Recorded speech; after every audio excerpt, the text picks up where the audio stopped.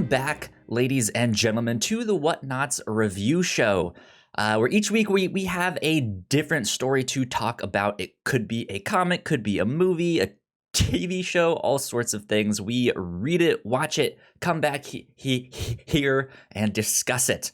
My name is Kyle Springer, and I am joined, as always, by Melissa Wilkinson. Hello. Melissa, how's your weekend? You look like you're ready for like a bright and sunny day out. No, I'm going to be inside vacuuming.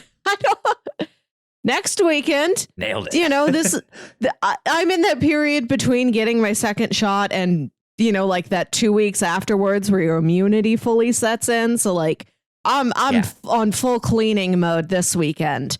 I'm going to get my apartment absolutely ready for any possible company it could now enjoy. Okay, so spring cleaning mode. Mm-hmm. What you're on right now. I gotcha. I mentioned right before we started recording that I got to sleep in a little bit more than I normally do. Normally before the podcast, I have like an hour and a half, hour 15-ish. This I was like, I'm gonna wait till like the last possible minute and just be like, I don't need to do anything really. I'd just be up and just sitting there like waiting. So I was just like, I'm just gonna sleep a little more, and it was great. It was wonderful. It's good to sleep in sometimes. So there you go. Melissa. Yes. This week we are talking about the Mitchells versus the Machines. This is one of Netflix's new films. It's an animated film by the same studio that brought you Spider-Man Into the Spider-Verse. Quite a pedigree. Yeah, quite a pedigree indeed. To be honest, I don't know what else they've done besides that. Oh, I think I don't know. It's at least the same creative team. Maybe I'm just thinking this because it was also a Lord and Miller picture, but did they do Cloudy with a Chance of Meatballs? Oh, they might have. Let's see. So, I mean, it's Sony Pictures Animation. Yeah. So they've done a bunch of stuff. Read me they've some. Done Open Season, Surf's Up, Cloudy with a Chance of Meatballs, The Smurfs, Hotel Transylvania, and Goosebumps. Those are good. Hotel Transylvanias are fun. Yeah. Interesting. There we go. I did not know all of that stuff. There you go. Cool. Yeah. So this has been a movie that I've seen everyone talking about. Normally we don't really do newer stuff on the show. Every once in a while we'll do something like, hey, there's this big thing coming out, so let's read the comic version to kind of coincide or something. But this is still fairly new. I think it came out when did this actually come out? Does it say here on their Wikipedia page? Wikipedia, don't fail me now. End of April. So in theaters April 23rd and on Netflix April 30th. I did not know this had a theatrical release. Interesting. But yeah, it's on Netflix end of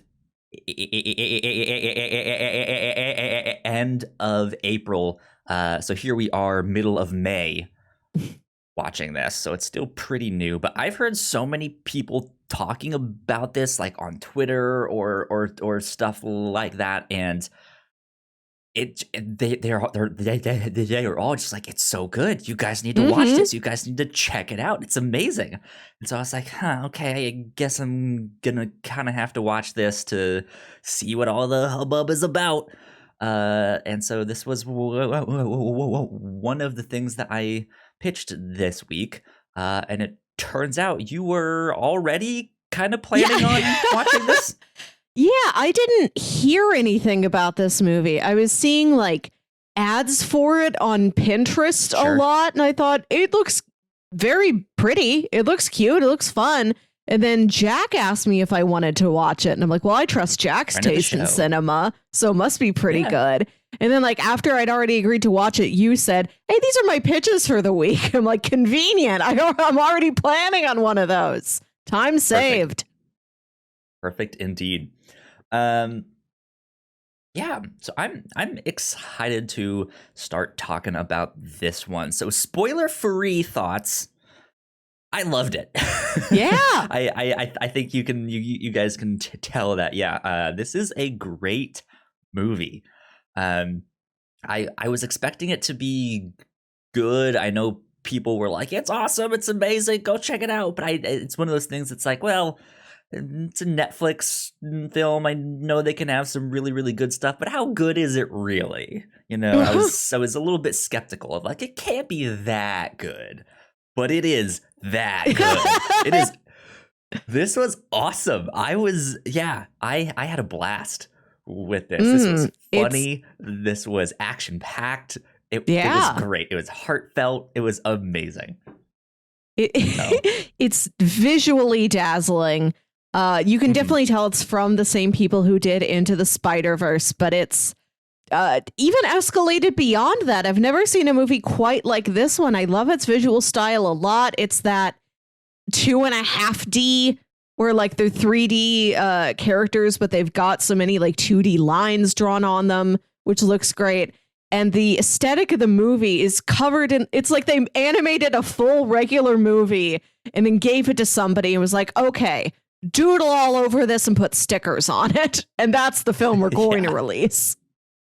And it was great. Yeah, it's like stickers and memes and just extra little flourishes and stuff like that. It's great. The art style is amazing. If they keep making stuff that looks like this or has this much creativity, holy moly. They're already like a studio to reckon with. But man, if they can make a third thing that looks and feels like this, I know that they're working on Into the Spider-Verse 2, but if they can add like a third thing to that, man, they're gonna be up they're gonna be up there with like Pixar and stuff like that of like, hey, these guys are someone to watch out for. So good stuff indeed. Let me see. Let me just make sure we cover our grounds here. This was directed by Mike Rianda and Jeff Rowe, and produced by Phil Lord, Chris Miller, and Kurt Albrecht, and then written by Mike Rianda and Jeff Rowe. There you go. Which, if I'm not mistaken, I think Mike Rianda voiced the younger brother. Oh. Let me see. Mike Rianda as Aaron Mitchell, the dinosaur-loving son of Rick and Linda and Katie's younger brother. He was great. Yeah. Good stuff. Let's see. Do you have any other kind of high-level, spoiler-free thoughts that you want to add to this before we do the synopsis? It is a movie about a family fighting machines, and I think it does a pretty good job of telling a man versus machine story while being fully aware that we all live in a technological culture. Like sometimes you'll see a story that is a cautionary tale about technology, and you just, at least me, I feel bad afterwards. This is why I've never seen a Black Mirror. Like it's some of these stories leave you feeling like, how dare you ever look at a screen? I know you're looking at a screen right now to watch the thing, but after this, don't do it again. Go live in the woods. Go make something from wood with your hands. And I think this movie does bad. Right. Yeah. And I think this movie does a great job of illustrating how much technology can do for people. And it's really like, it's the perspective of this dad who is this outdoorsman, you know, this craftsman who really doesn't understand how computers work at all. It's really, he's the voice of that. And the film's critiquing some like tech industry things in general. The movie itself is not mad at a person who uses their phone a lot. Like it's commenting on that and certain pitfalls involved in that. But I didn't feel like the movie was angry at me. it seemed more like a what if of like, what Yeah. if this happened, but it like at the end of the day, yeah, you said like that's not the lesson of the Yeah. movie, which is where I think Black Mirror stops, right? It is that like, what if this happened? And they just like back away, Right. And they right? say, what if this happened? And what if it was also your fault? Yeah. Whereas this, I think, is about like following your Yeah. dreams and the sacrifices you might have to make to do that. Um, like it does have that layer behind it where it's like, hey, we're trying to like actually teach you something here and have a good like heartfelt story.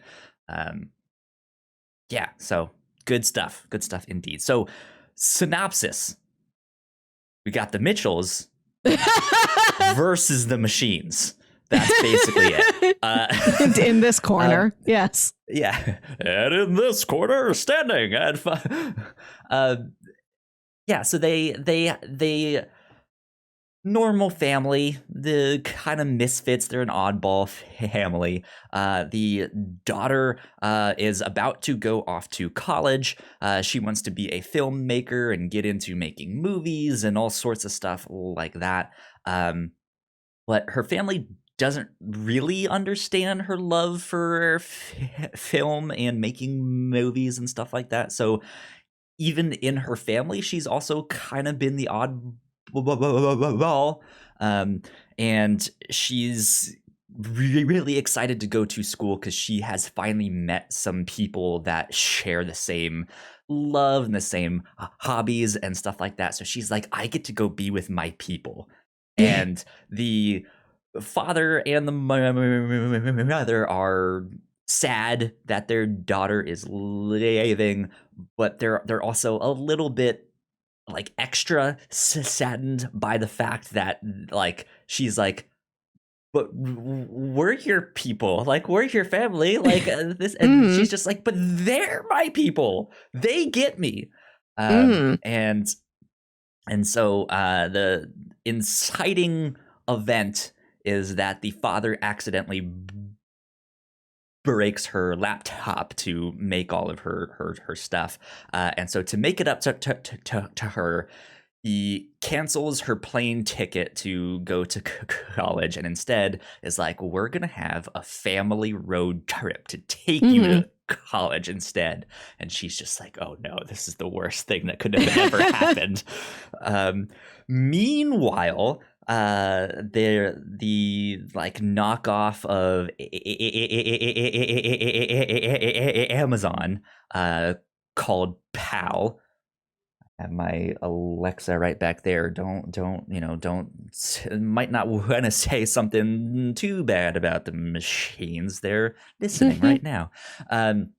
But they get an update, and the discarded update feels left out and left behind. So it changes the programming and all of these new robots and stuff like that. And there is the robot apocalypse starting as the Mitchells take their family road trip.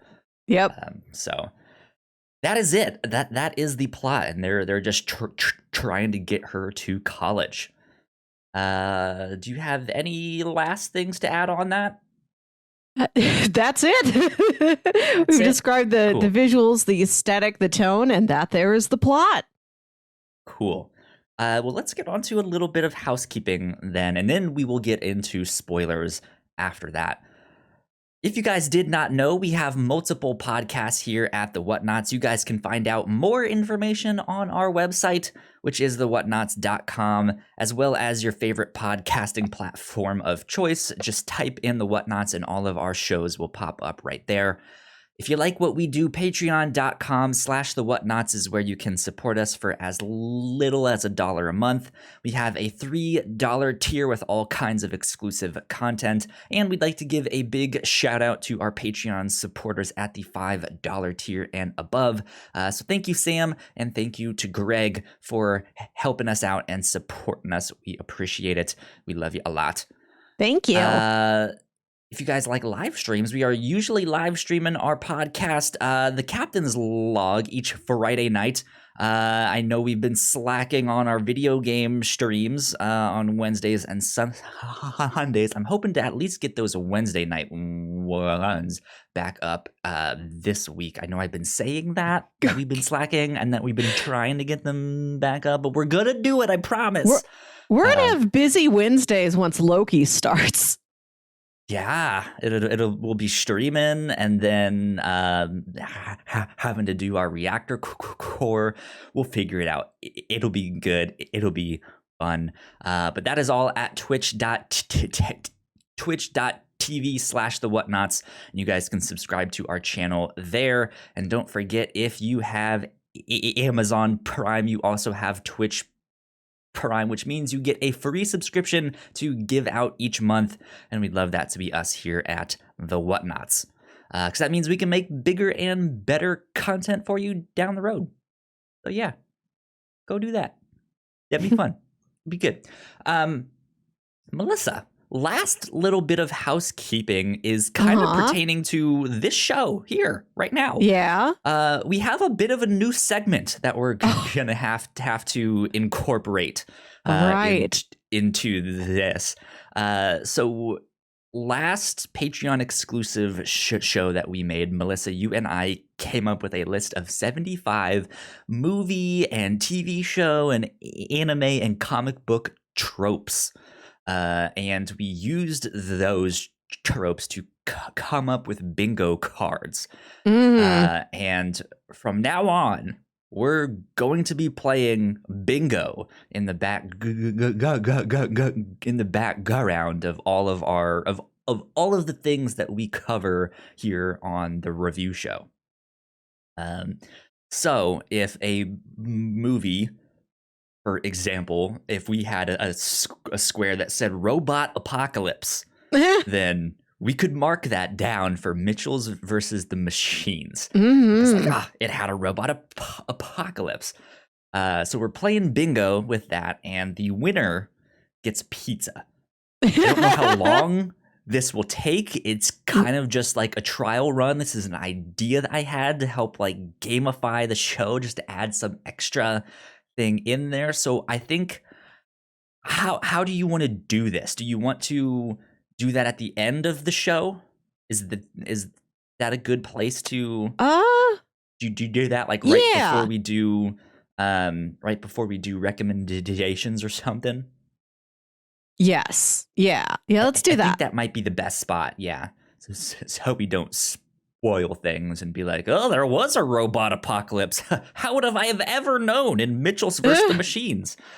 So yeah, that I think is what we will do. So from now on in the review show, stick around because we'll be playing bingo, and at the end we will announce if our cards, because my card is different from Melissa's, but we all picked from that list of 75 tropes that we have there. So yeah, that is that. Let's get on to spoilers. Here we are. Spoilers. We are. Yeah. So who knew that this was just a rehash of Rocky versus that one machine, right? It's just the same story. Well, she goes and punches. She thinks she wants to go to film school. Really, she wants to go to boxing school. I just want to go to film school, you know? Punch the robots. Man, yeah. Oh, I loved this film. This was great. I think I want to start with the animation. We have to. It's so standout that it's just like you have to. It's one of the best things of this film. So I was not expecting, because you mentioned it's like a 3D thing, but then there's like these 2D effects on top of it.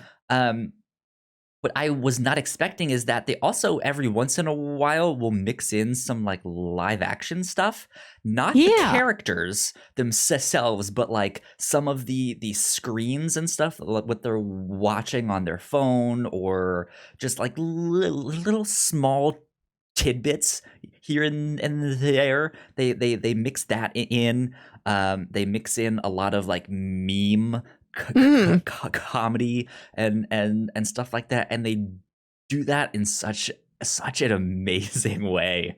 And I think it opened with like the perfect example of that, where it starts in media res, and the Mitchells are driving out of this like dark tunnel, and the robots are like, what is that? Is that a car about to hit us? And then yeah, it's them, and they smash through all these robots, and there's this narration on top of like, yeah, this is who we are. We're the Mitchells. We're the oddball family. We're the weirdest family ever. But they kind of go around the circle and introduce the characters. Like, this is my brother. He loves dinosaurs. This is my mom. She's a mom or something. I forget what they say there. She's very, very supportive. Like, I think Katie says, my mom tells me I can do anything, but she says that to everybody. And it's a scene of her mom. They've got this cross-eyed pug. The mom's like, come on, you can look straight. You can do it, buddy. I believe in you. And the dog like barely does it. And she like puts a sticker on its nose. Like, you get an A for effort. But then they get to the father, and they describe him, and he's in the middle of like screaming as the car is in like midair in this big action scene there. And they describe him as like, hey, do you remember that one YouTube video of the screaming monkey? And then it cuts to that monkey, or it starts screaming, and then it does this thing where it flashes back and forth, and they've like superimposed the monkey on top of the dad's face as it's like switching back and forth of him screaming and the monkey screaming, and it's spot on. It's so funny. And I like that's within like the first like 2 minutes of the film, and I was already laughing so hard. I was like, this is great. This is amazing. I had no idea it was going to be this funny.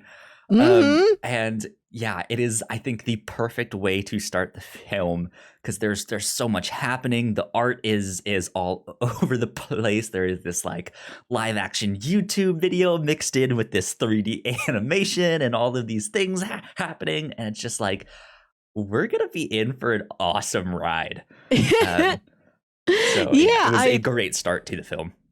I dug that a lot. I love, like I mentioned, the sticker effects that are all over this movie. Like when Katie is excited, there's like a heart that appears by her in a completely different animation style. Or they'll have those like explosions of graphics. Like if dad does something cool, then at the bottom of the screen, there's like lightning bolts and a picture of the dog and like an action-y cartoon of dad and then a sock puppet that looks like dad. Yeah, I dug that a lot. I've never seen a movie exactly do that. It's something you recognize, but it isn't such a specific, tangible trend that you're like, oh yeah, it's that meme that I've seen going around Instagram all the time. Like, it's like a lot of things, but it feels very unique. Yeah, like it feels like you opened up someone's notebook and they just had a page of like random doodles and lightning bolts, and here's a drawing of my dad as a lucha libre, and here's that thing, and it's all of that, and it feels like this is a movie. I'm about to say something that I stick with me. It feels like this is a movie that a college student made, in the sense that it feels like their daughter made this film, which is kind of one of the conceits in the background, that throughout this she is still like filming things and trying to get the right scene of like, what if we walked in slow-mo out of this mall with the fire behind us, you know? Like, so she is still making stuff this entire time, and it feels like this is the movie she made, and she has such this like hodgepodge style that it, like, the idea behind it is like, what if we took that style and just used that for our movie, like the meta of this whole thing? And it worked. It made this like visual language and style that is just, it's so unique. And I think comparing this to Into the Spider-Verse, yeah, you can see it's like, okay, similar, same studio, but it's still like, they're so different. Like it's not, it's like it's like, I think with Pixar, right? Like, you can always spot a Pixar animated movie because the animation always looks the same, and it's stellar, but it's like, all right, that's Pixar, that's their look. Whereas this, it's like, I recognize the studio, but this looks completely different compared to the to Spider-Verse, and I love that.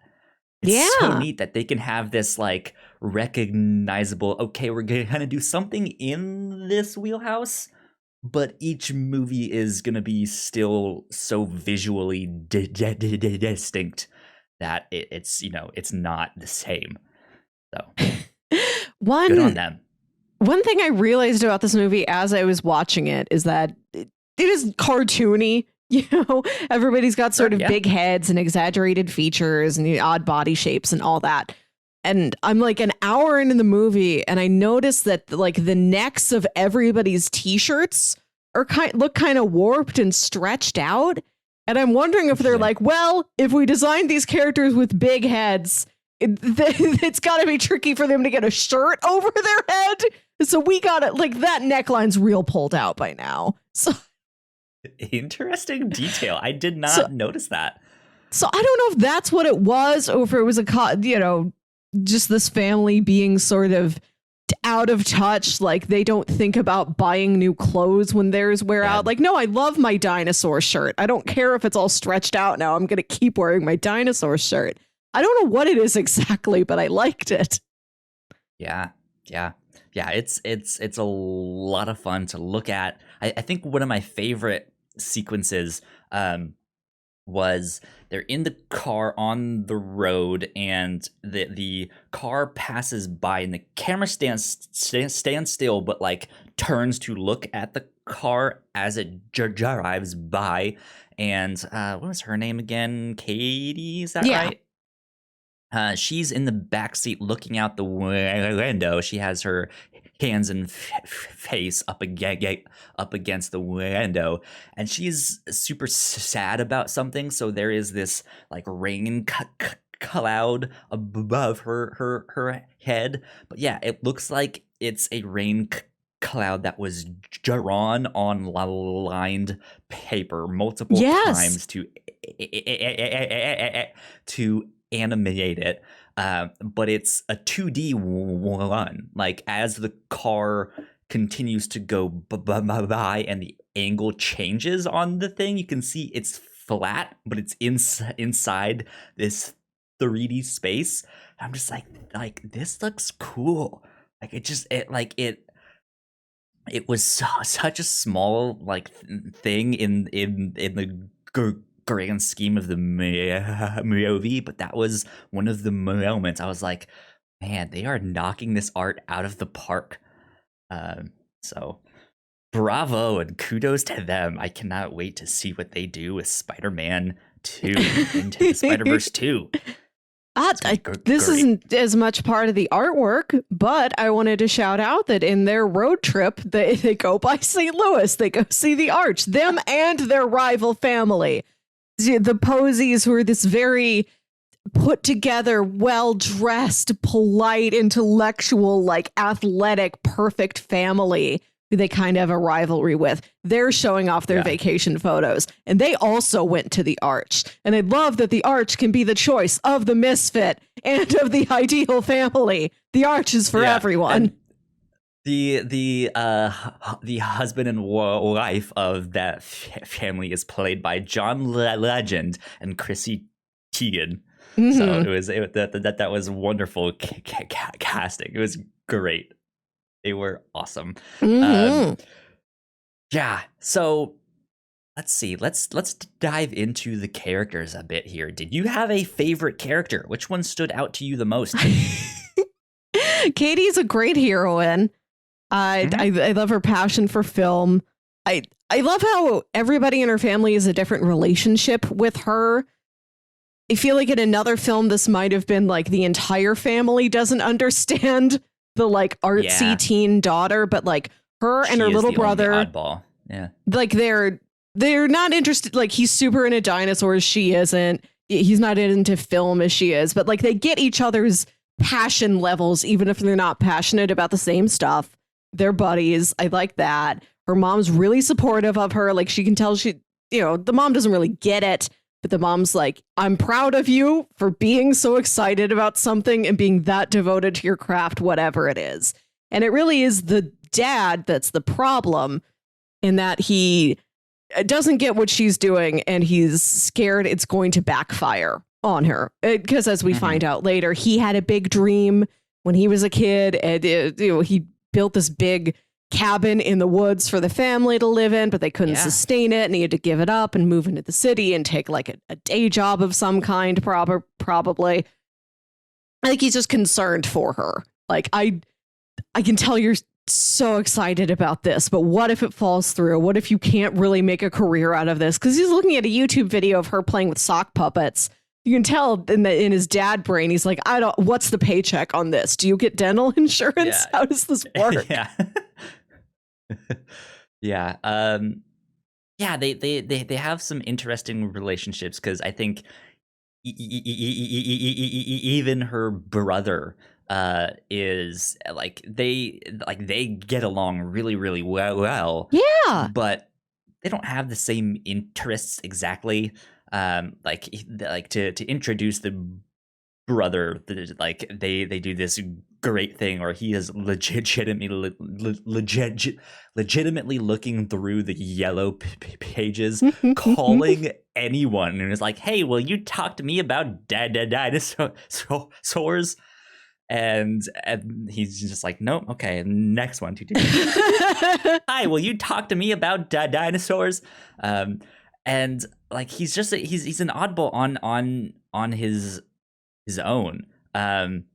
And I like the dynamic that they had there, that they both recognized, like, hey, you're super into this weird thing that I don't really like or understand, but we can use that together. Like, let's make movies about dinosaurs and our dog, and it'll be our dog as the cop fighting these dinosaurs. And we all love stuff the like dog. That, we can all agree on the dog. Yeah, I like the relationship those two had, especially because they don't appear to be very close in age. Katie, I guess, would be about 18, and Aaron looks like he's maybe 10. And that's an age gap where I feel like commonly in movies you might see like the older sibling thinks the younger sibling is a pest, but no, they're best buddies. And there's a lot of the times when her dad's trying to approach her, like, hey, Katie, like he wants to talk to her, he wants to understand her better, make amends for breaking her laptop, get her to do something with him, like go hiking. She's like, he's upset that she's staring at her phone, but she's staring at her phone with Aaron, like they're looking at a video together.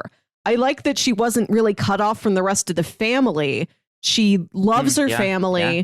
She's really into movies and stuff, but she shares that with them. And it's just the dad who doesn't get it. Like, it's just that one tension point in the family. Absolutely. I think I really liked Katie as the main character, but I just like I feel like my favorite was the younger brother. He's just like, he's oddly mature for his age, but at the same time, like still just like what we said, like a 10-year-old. I'm not sure how old he's supposed to be, because he like doesn't want anything to do with girls. When they mention that, they're just like, he's like, girls? No, I don't want to talk to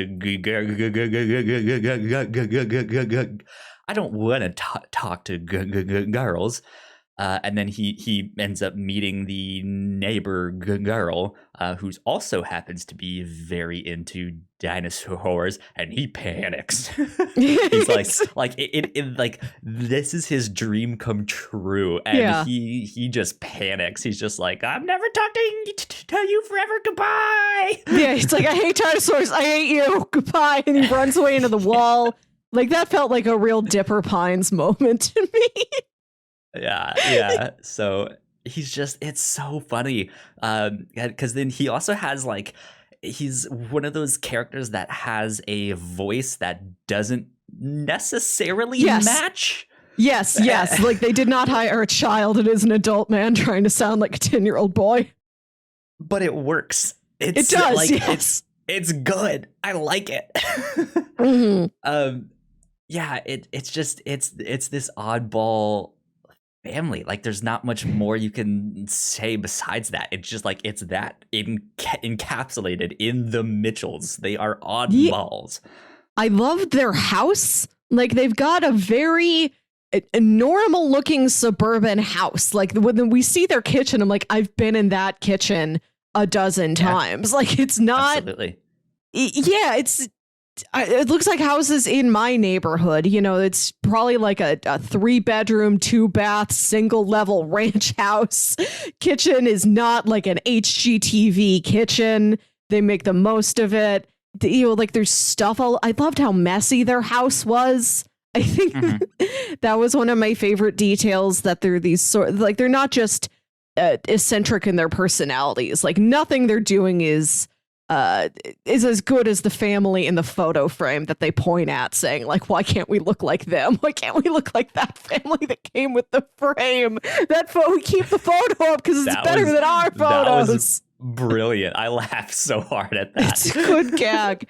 They love their messy house and their junky old car. Like, they're not down on their luck, but it seems like they just can't.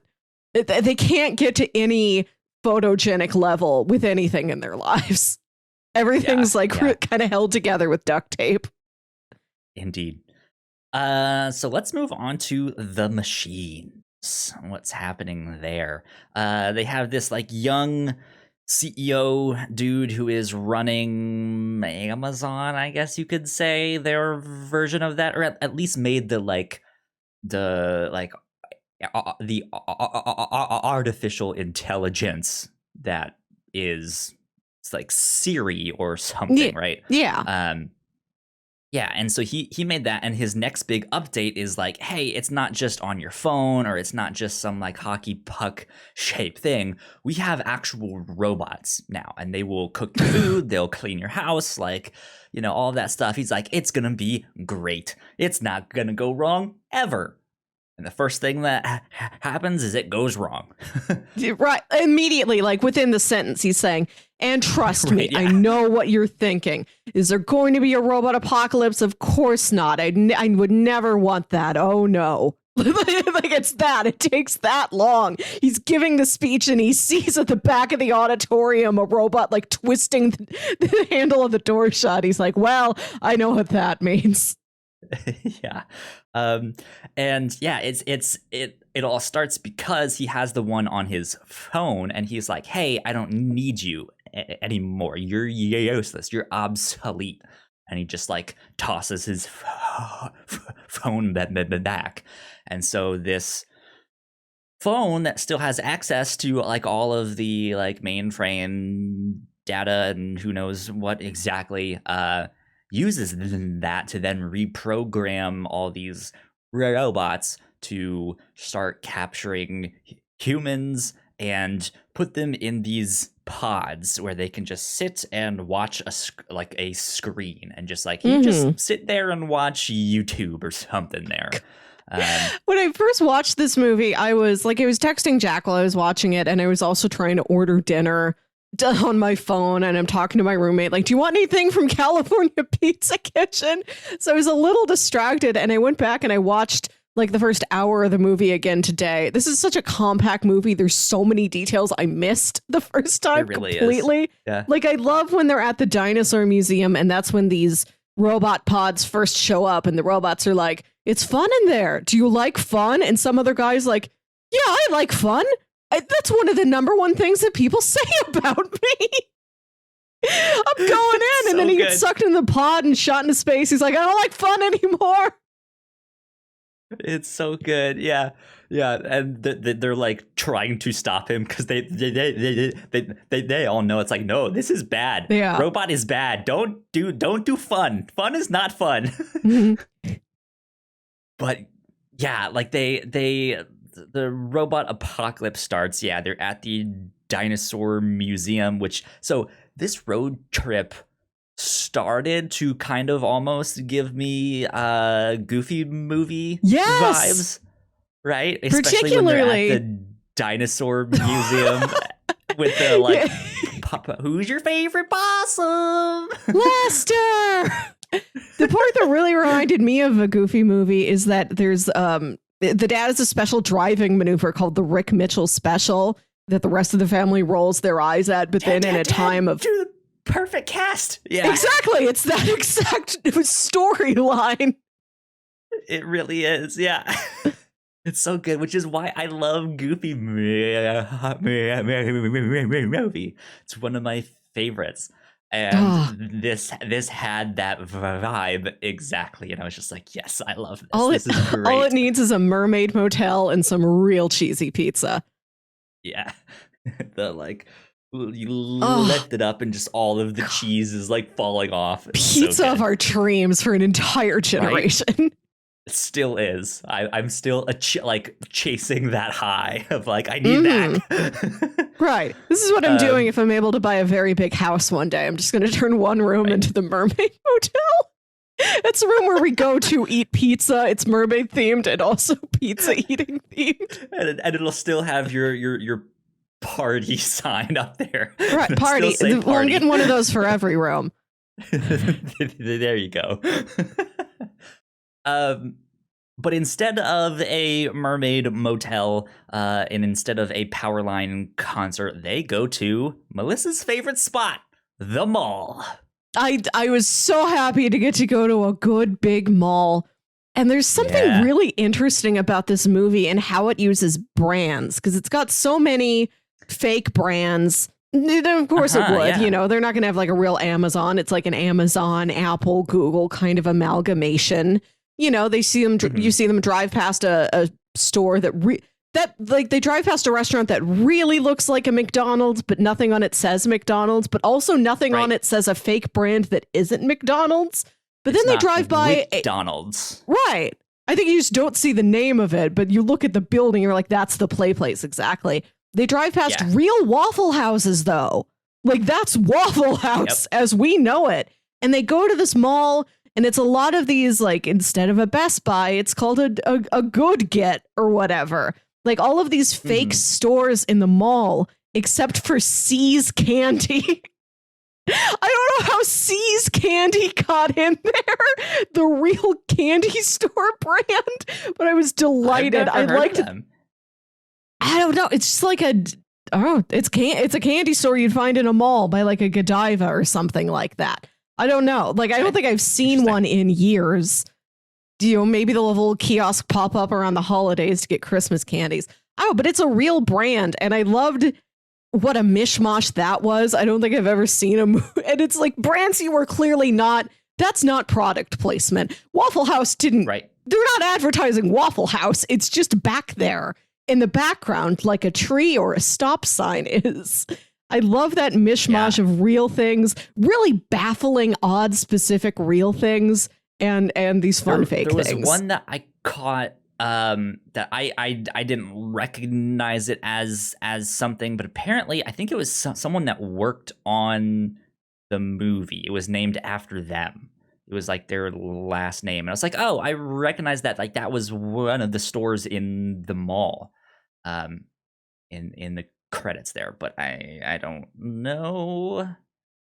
I don't see. I'm looking at names and stuff here on Wikipedia, and I'm not seeing one. And those that are I remember. the two main genres of businesses in movies. It's like a parody brand, fast food, or it's we named it after somebody on the crew, or it's product placement. But to see something like C's Candies that is none of those things is real odd. Yeah. And it's like, it is the Mitchells of candy stores. Like, they didn't put in a Godiva or a Ghirardelli or something. It's C's Candies. Yeah. Good stuff. So what did you think of the sequence in the mall? Because they've been on this road trip for a while, and they figured out that, hey, to shut down these robots, they need to get to basically their equivalent of the Apple store, and they can use the computers at that store to shut them all down. So that's where they go. They say, hey, the nearest one is at this mall. What did you think of the mall sequence? It's great. I love that one of the props that the Furbies are in here. This is the Furby sequence again. Like, they could have made a fake Furby, and they could have used a real Furby in a way that seemed like it was a commercial. But no, it's like this middle ground. Like, that's really a Furby, but just in this oddball way that does not feel like Furby asked it to be here. Furby is proud and excited to be included in Mitchell's versus the Machines, which maybe they are. I don't know how the Furby brand feels about itself.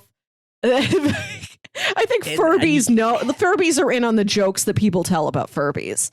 They're long gone. I don't think they're still making them. So they exist. I don't think they're hot anymore, but I think Furbies still happen. There's like a new batch of Furbies quietly every year, but there's this giant Furby that they have to fight against.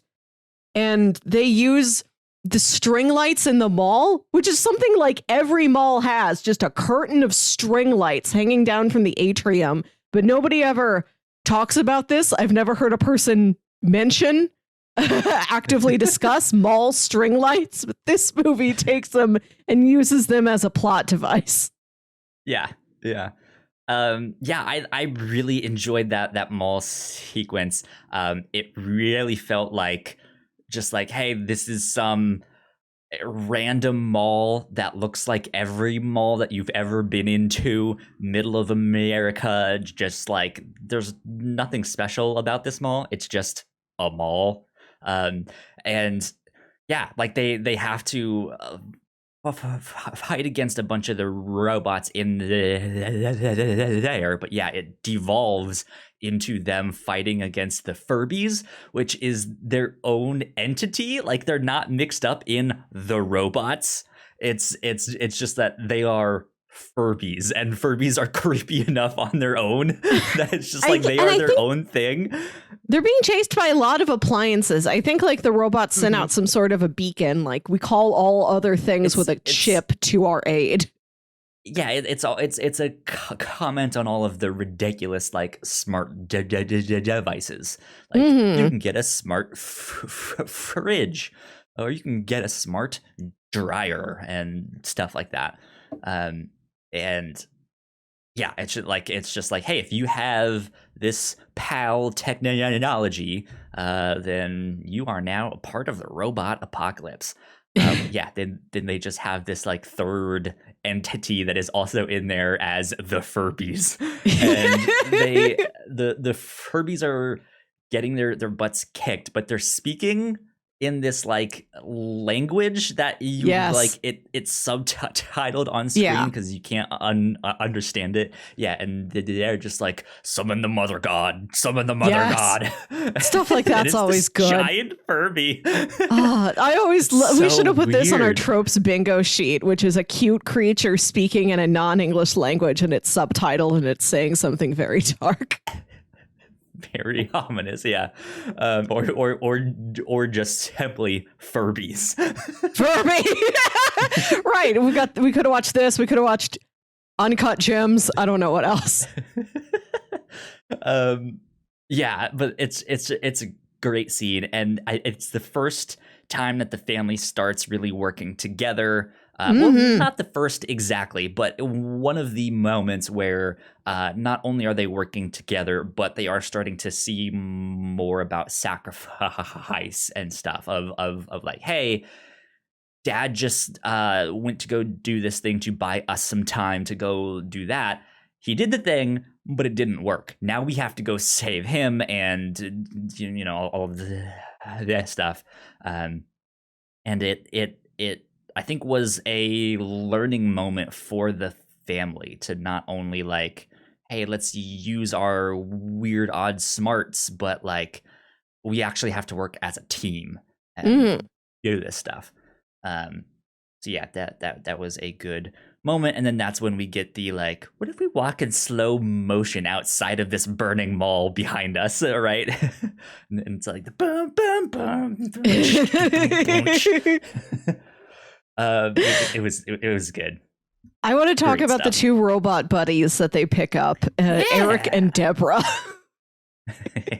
Deborah bought 5,000. I love them. Like the chips in their heads don't work right or something. Like whatever the attack code is that the AI sent all the robots like didn't reach them. So they're like on the Mitchells' side. They adopt the Mitchells as their family, and the mom like completely adopts them back. Like, those are my boys. You don't hurt my boys. Yeah. They were wonderful. They got crushed by a dinosaur at the start, which is why they did not get the code. It short-circuited their brains. Right, yes. And so they tried to pass as humans by drawing faces on their faces in Sharpie. Yes, the things a Sharpie can do in this world. They've got more powerful Sharpies than us. Yeah. And yeah, they're wonderful. They're great comic relief. They are used effectively as this like tool to locate the other robots or to get directions and stuff like that. Yeah, they weren't my favorite characters, but they worked out. That like I like the inclusion of them, and it fit perfectly. I love an out of touch pair of sidekicks like that. To make another Gravity Falls reference, that reminded me a little bit of Xyler and Crass. Okay. There you go. Speaking of Gravity Falls, both Mike Rionda and Jeff Rowe were former writers on Gravity Falls. You can tell, the character designs reminded me of Gravity Falls, and the great family dynamic where you've got these 2 siblings who are legit friends with each other. Like, there's no sibling tension. It's them versus adults who like them, but just don't get them and are just worried about them. Exactly. So let's see. We get they finally get to their destination, which is like the main server that has all of this. So I guess I should say the old phone pal, I guess is what we'll call her, has created this like giant obelisk, this like V-shaped building from the future that's floating. Kind of. And like that was like their like the PAL Industries had like a weird rhombus of a building to begin with, and it seems like she just made more of those, and they are the spaceships that will send humanity off of the planet. Yeah. Well, it started to do that V shape, and I was wondering if they were gonna do like a doomsday clock kind of thing with that, but that's not what they did. But yeah, so they make this building, and that's their headquarters, and they are producing more of these robots, and that's where they're storing all of the humans and stuff like that. You see these like hexagonal pods with the humans in this like neon pink flying through the sky to this thing, and that is where the Mitchells are going. That's their final destination, to confront PAL. And they finally do, and that's where the big action sequence happens. both the mom and dad gets captured, but they have this running joke in the entire film that the dad has made them all buy these like special screwdrivers, which is the exact kind of screwdriver they need to break out of this thing. It's kind of ridiculous. Yeah, it's like, I think it was like the wife's anniversary present, the daughter's sweet 16 present, and what the son found under his pillow when he lost a tooth. The tooth fairy, yeah. And so they have this scene where the dad is like, this is perfect, I can break out, I've been preparing them my whole life, and he breaks out, he helps the mom get out, but man, the mom has like action moment galore here on this one. The mom. She goes full Rambo on this. She so is it that they hurt the two robot sidekicks, or did they hurt the son and capture him? I forget what the inciting event was. One of her boys. I don't know. I was eating pizza at this time. Kids. Okay, so you were too busy making cheese gibbets. My attention was a little divided. Yes, that's fair. But yeah, so the mom ends up going full action hero. It's like, no one touches my babies, and she starts whooping butt, and it's amazing. The dad also starts doing the same thing. They have a good like father-daughter moment, and yeah, they start working together as a family, and they make this thing happen, and they save the day. But I think it's so. I think to talk about the end, we also need to talk about the visuals of the whole like robot stuff, because I feel most of this movie is very orange and brown, and I mean, of course, there's all these extra like memes and flourishes and stuff that add on to that, but they are driving like in the like heartland, right, where it's like browns and golds and oranges and stuff like that. And I think most of the movie is that, but when they do the robot stuff, it is these like blues and pinks and purples and stuff like that, and it is this much more sleek, almost Tron looking stuff there. What did you think of the visual aesthetics of the more robot side? I dug it a lot. This movie's got a lot of great color palettes. I love that when the robots arrive, they arrive at sunset and the sky is drenched in like a lot of pinks and oranges, and the robots arrive and they're very neon. I dug it a lot. Yeah. There's my favorite running joke in the movie is that the robots don't know how to categorize their dog. Like they've got this big, chunky, goofy looking pug, and the robots look at the dog and they're real thing that happened.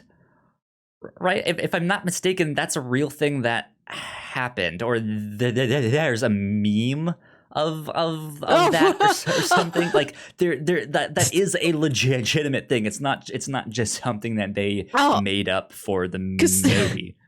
The robots look at the dog and they don't know how to categorize it, and they're like, dog, pig, dog, pig, dog, pig, loaf of bread. And then their brains can't handle it and they overload and explode. And at the end, that's how they stop the robots, is that the dad has to find out how to access YouTube on this big mega computer. All he has to do is get to www.youtube.com and like find one of the Katie's videos about the dog. And then the robots will see the dog, find it incomprehensible and explode. Circuit. Yeah. So that's real. Like a robot, like artificial intelligence in our world can't figure out what a pug is, and it thinks it's bread.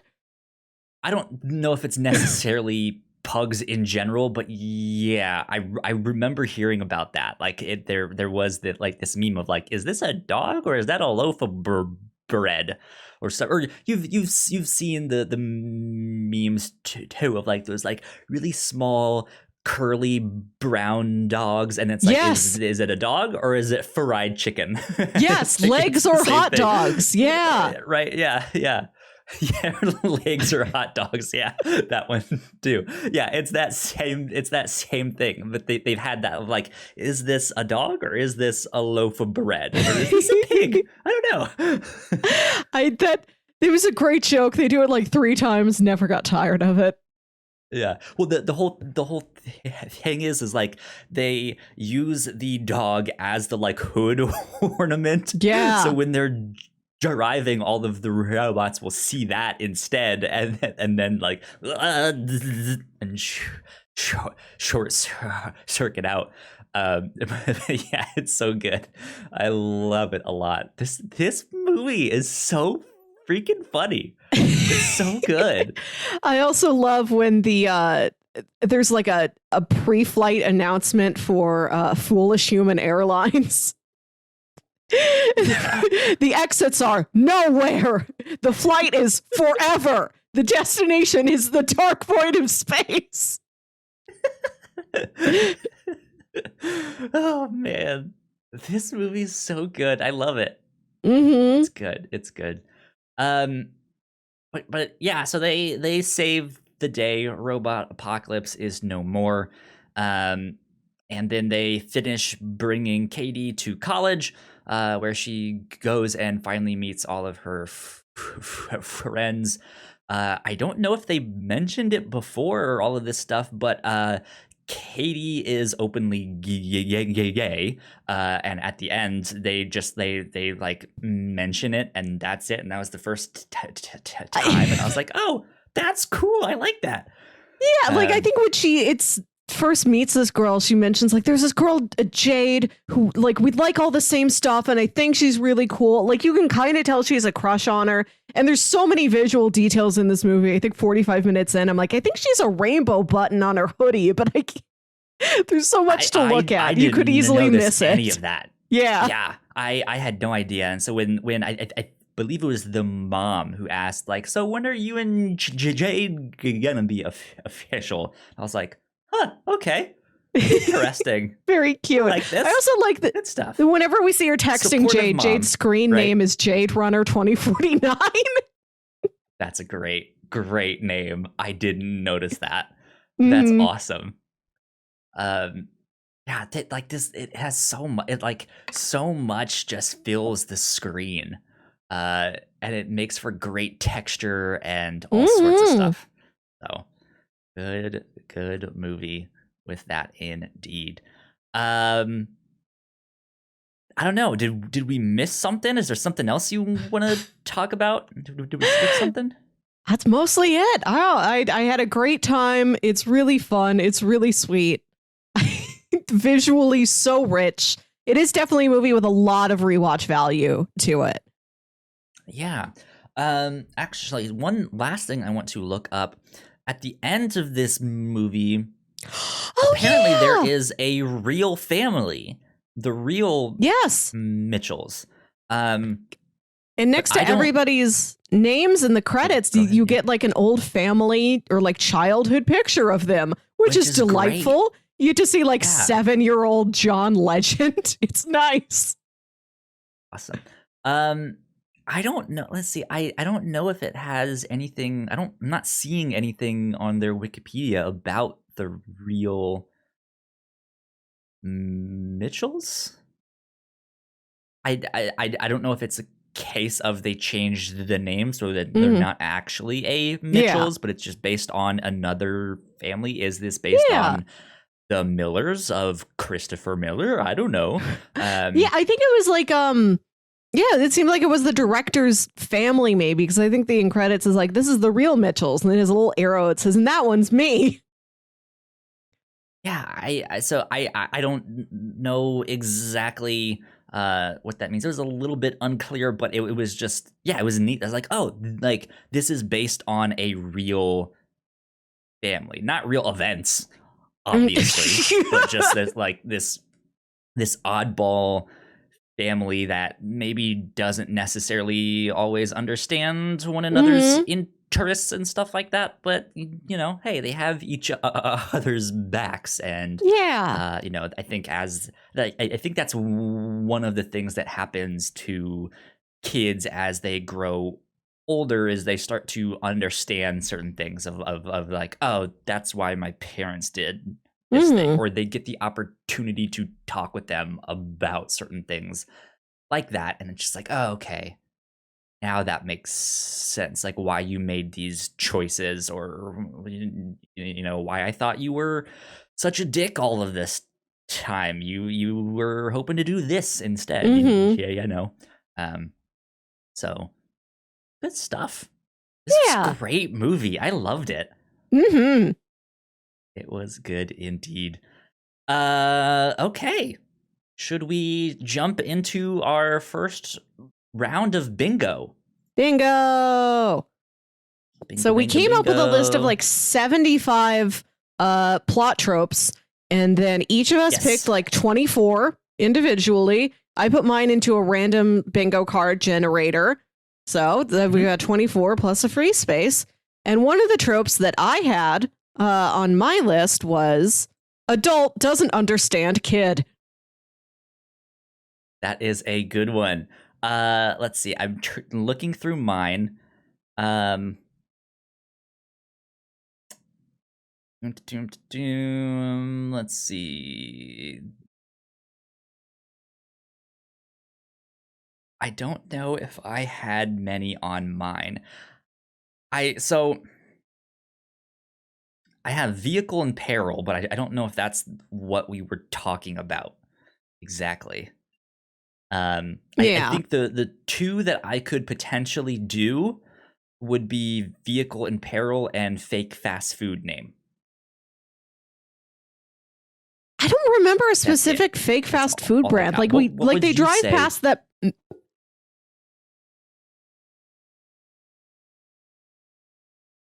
Oh, Melissa, you are freezing on me. Beans. Why is that? I have lost you. Oh, are you back, or are you still? Oh, you're back now. I think I can hear you. Hello? You know what it is? Hear me? I was drawing on my image of my bingo card and I clicked save, and apparently that takes a lot out of Windows to save that you've drawn a circle on a picture. Interesting. Okay. Good to know.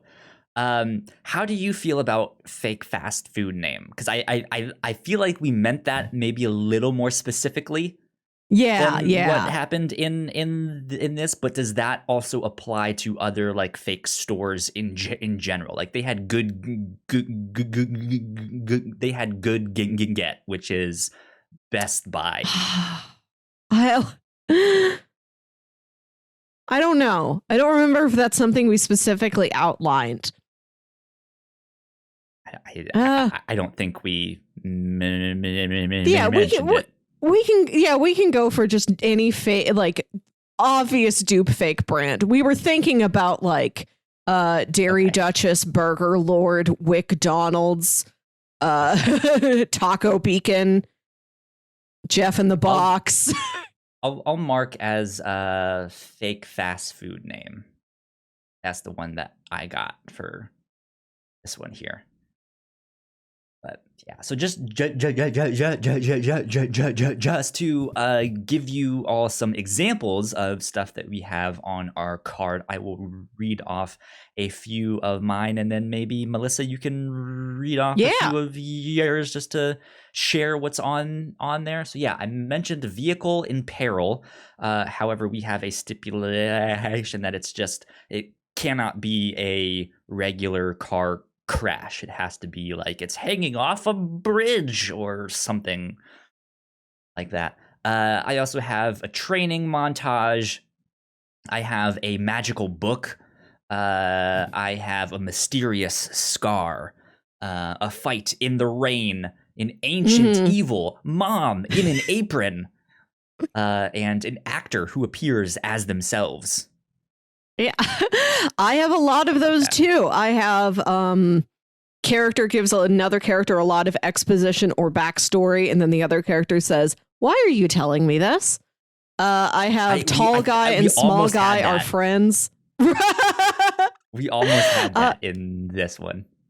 I have meeting yourself from another time. If you're here and I'm here, then who's driving the bus?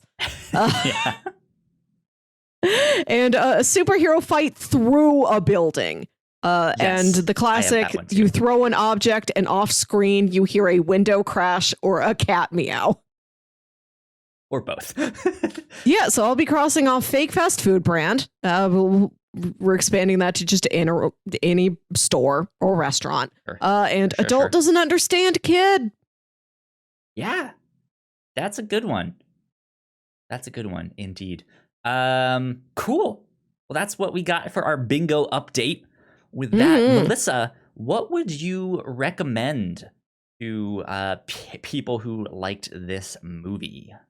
Well, we've already talked about a Goofy movie and Gravity Indeed, yeah. Falls. I want to shout out Cloudy with a Chance of Meatballs. That's a lot of fun. I like that movie a lot. The plot of this movie reminded me of Small Soldiers, which I don't think you've seen. Is that correct? I saw it a long time ago when I was a kid. I don't remember anything about it. It's a movie about this line of G.I. Joe type toys that are going to have a smart chip in them. And they accidentally get, or on purpose, through some sort of espionage. I don't remember. It's been a long time for me, too. The chip that gets put into these toys is like a high-end, like, government intelligence chip. So instead of being a little G.I. Joe that, like, remembers your name and is like, let's go into battle, Jared. Instead, it's like, all right, well, I'm an intelligence soldier and I'm here to scout the perimeter. Like, they get taken to this house and then they start waging war against the inhabitants of the house because they think they're the enemies. So it's the Small Soldiers, this little band of G.I. Joe toys against other smart toys that are more peaceful, that are like, we will defend our land, but we would like to be friends with the Small Soldiers. Haven't seen it in forever, but I remember really liking it. And visually, this movie reminded me a lot of the Cartoon Network show, The Amazing World of Gumball. Do you know that one? I'm familiar. I haven't seen it myself, but I know it. Yeah. Yeah, I don't think I watched it when I was in college, and I was watching a lot of cartoons at that time. I haven't seen it in ages. I don't know if it has wrapped up, how it wrapped up, don't know. But it's a very fun show, just about a young boy named Gumball living with his family, you know, having arguments and crushes and things like that with kids at school, getting into schemes. But it's got a really neat, like, it's digitally animated, but it's got this multimedia look to it. Like, characters have got like wildly different design styles. You know, there's some characters who look 3D, who look 2D, who look like claymation. Everybody looks so wildly different from another. It's a really fun, whimsical show to look at. Cool. Good stuff. Good stuff. I think my recommendations might be more for an older audience than what this movie is. But if you liked this one, I think the first thing I would recommend is Attack the Block. Oh, that's good. Has this like over the top visual style. It's very fast paced. It's action. But yeah, it is maybe more of an adult movie. There's a bunch more language in there, a lot more blood and stuff like that. But it's very anime inspired. Yeah, I would recommend that. And then my next one is definitely more adult-centric. For some reason, this is kind of reminding me of Sex Criminals. And in the weird way that there's all these like references and stuff in the background and just a lot of like weird things happening. That one is about a couple that find out they can stop time when they orgasm. And so they do what anyone would do and rob banks. Yeah. That's also a comic that's just packed with little background details and in jokes. And there's this great meta sequence where like they go to a karaoke bar and the girl is singing Fat Bottom Girls, and supposedly that's when the guy like fell in love with her. But like all of it's illustrated wonderfully. She's doing this dance. Everybody in the bar gets up and dances with her. And all of the word bubbles are like, hey, so it's Matt and Chip here. We really wanted to buy the rights to this song to print it in the comic book, but we couldn't. So just imagine that Fat Bottom Girl is happening right here. It's great. It's so good. I think those would be my recommendations. Because, I mean, actually, I have one more that I can recommend. Speaking of the same studio that brought you Spider-Man Into the Spider-Verse, I'd say go watch the live-action Tom Holland Spider-Man films, especially Far From Home. I think because Far From Home starts with the sequence similar to this one where they are like mixing animation and live action and stuff like that when they do the announcements and my god and stuff like that. It's so funny. God, those announcements. So there you go. Good stuff. Good round of suggestions here. Kyle, are you ready for the pitches? I am ready. Okay. So, in your own life right now, you are watching The Sopranos and you're almost done. And you were telling me recently that you're like last night.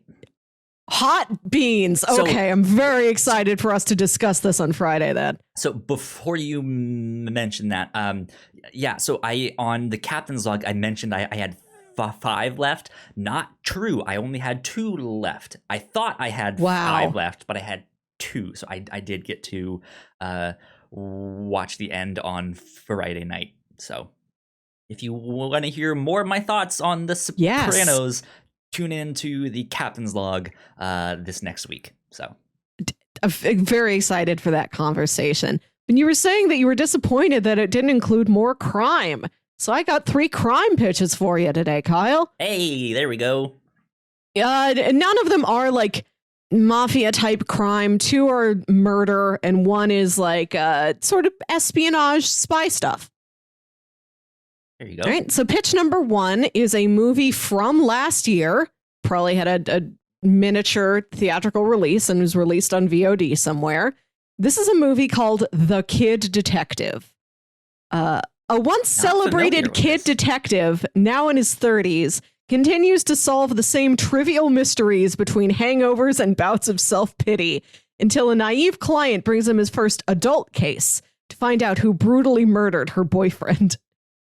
This stars Adam Brody, who we've appreciated on the show before. He was the brother in Ready or Not, which we watched last year. He did a great performance. Yeah, and he's just playing this like adult Encyclopedia Brown character who's like still trying to live that life, but he's getting deeper into darker crimes. Interesting. I like a good boy detective. Detective Conan, but he's grown up and he's just like, I'm still doing this shit. Come on, man. Yeah. I heard him plug this on Comedy Bang Bang, I think. It's a dark comedy movie. I'm not exactly sure. I just heard him talk about it, so I haven't seen a clip or a trailer or anything. So we could watch the mystery that is The Kid Detective. Pitch number 2, a very well-known case featuring real detectives. We could watch David Fincher's Zodiac. I actually have this not is a seen 2007 2007 movie starring Iron Man, the Hulk, and Mysterio. In the late 1960s and 1970s, fear grips the city of San Francisco as a serial killer called Zodiac stalks its residents. You're familiar. Investigators and reporters become obsessed with learning the killer's identity and bringing him to justice. Meanwhile, Zodiac claims victim after victim and taunts the authorities with cryptic messages, ciphers, and menacing phone calls. I'm not so much of a true crime person, but I've always been intrigued by this movie. The poster's like the Golden Gate Bridge covered in fog. It seems like just a really moody, atmospheric sort of film. I've always been curious to check it out. I don't know if but I've always been good at that, at making that like atmosphere. So yeah. So I thought maybe we'd give it a try. And pitch number 3 is something I've pitched to you before. This is the TV show The Night Manager. This is 6 episodes long. I think it's on Amazon Prime right now. It came out in like, I don't know, 2014, 15. I think I was still living at my parents' house. I don't remember. It says, based on Jean Le Carre's novel of the same name, The Night Manager is a crime drama following the work of former British soldier Jonathan Pine. Hotel night porter Pine is contacted by an intelligence operative who asks for his assistance to spy on international businessman Richard Roper. The entrepreneur is believed to have forged a criminal alliance between the secret arms trade and the intelligence community, prompting the need for surveillance. Pine attempts to infiltrate Roper's inner circle by becoming a felon himself, while keeping his mission a secret from his hotel colleagues and his girlfriend. This stars Loki, Tom Hiddleston, we'll get to see Loki again soon, and Hugh Laurie and Elizabeth Debicki. An excellent cast. Yeah, I've always been curious. This is another thing that I've been meaning to check out for ages, and it seems like you might like it. Seems like it might be good podcast material. Like an interesting one indeed. Yeah.